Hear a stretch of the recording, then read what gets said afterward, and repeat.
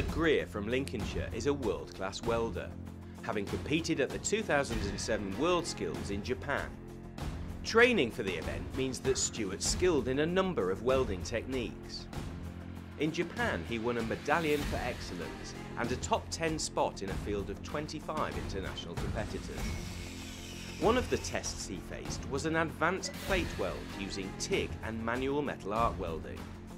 To add to the complexity of the task, the plate had to be welded in the upright position, and competitors had to weld from bottom to top, making sure there was no runoff from the weld.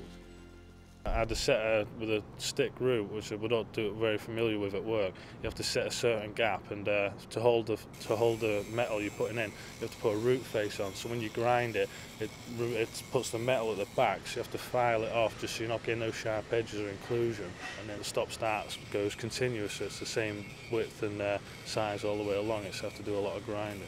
The choice of rod for manual metal arc welding is crucial, as the amount of flux varies and affects the quality of the weld. The rod that I picked up had more flux on it, and at the back of the weld, instead of it being normal flux, it was all silicon-like, black, and it just don't give a good as weld as what I'm used to. Thank God I actually checked on my scrap first before I hit the big plate, and then thankfully realised and corrected it, and then it went all right from there. I've not used the rods because we couldn't import them into Europe, so but I had enough time to practice, and I don't know, once you get the technique and the size and the gap, then it's not too bad. Like. The judging of the plate test involves exposing the material to some extreme measures. We actually take an X-ray of it to make sure that it's completely sound, and then we cut 2 straps, and that's what we're looking at, the straps that were cut out of this specimen, and then we bend it. Here's an imperfection in the root bend, which would create a problem and cause a reduction of their scoring marks. But Stuart's technique paid off well. These are the bends taken from the test plate completed by UK's welder Stuart Greer. And both of these are perfect, have good full marks.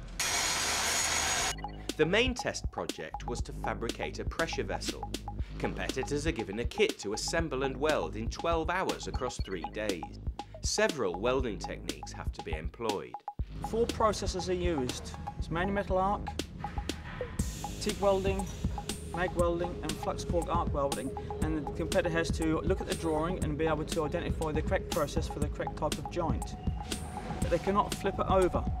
In other words, all the joints have to be welded in position with all 4 welding processes. This is the pressure vessel Stuart has completed. You see here now all the joints are welded compared to the vessel there. 100% visual examination against a very stringent criteria. We're looking at this now from a quality viewpoint. You'll see here now this weld here was completed with the mag welding process.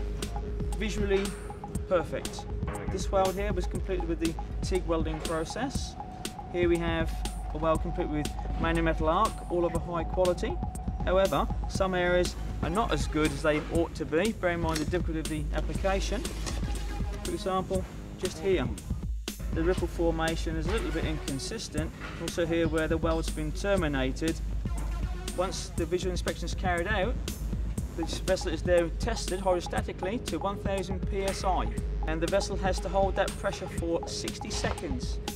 It's a very tough test, bearing in mind the implications encountered on welding something of this nature using 4 different welding processes. And Stuart chose an approach to the test that was different to the other competitors. It's all about how you go about it and where you start.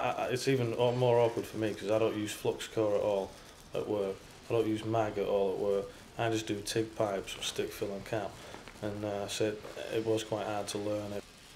I adopted the weave technique on the mag, and a lot of people did it in stringers, which it's easier. I don't think it looks as neat. And the weave, some people, I think I was the only one who did it all with. There's an incline outside corner, and then it went to a horizontal, which is quite hard. But I've been practicing it, come off quite good, so I wasn't going to change it just because they've done stringers. So hopefully I'll get a few more marks for using a different technique. The smallest of leaks in the pressure vessel would mean the loss of many marks, but Stuart's advanced skill level ensured success. as soon as they leak, that's you out. Like, there's no chance of anything recovering back. There's just so many points like weighing on it.